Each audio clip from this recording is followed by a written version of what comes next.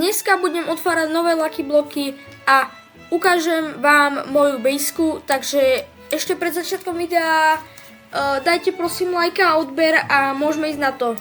Na prvom poschodí nič nemám, dobre, ale mám tu veci na fuse, takže väčšinou ja tu mám nejakých slabých secretov, ktorých dávam do fuse. A na konci videa otvorím tento tu Lucky block, takže zostaňte až do konca videa a otvorím ho.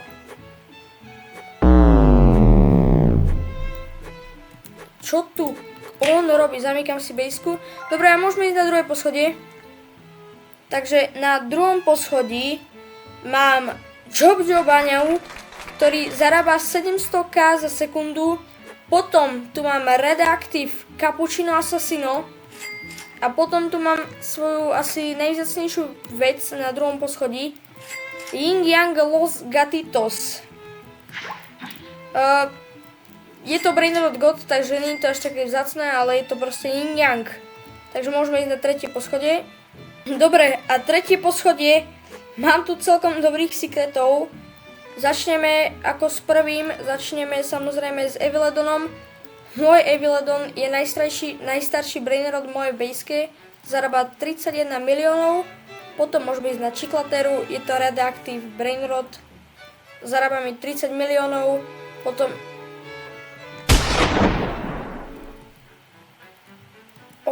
dobre.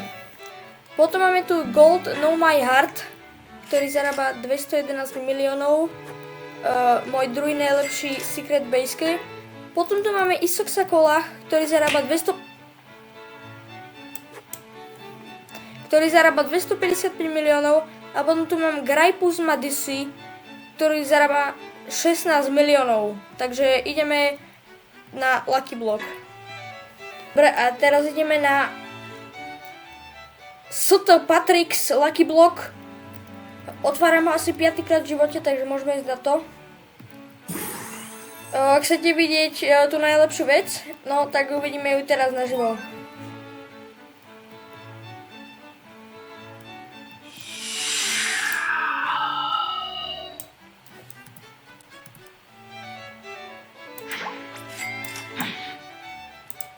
Dobre, ak sa vám... Ešte raz.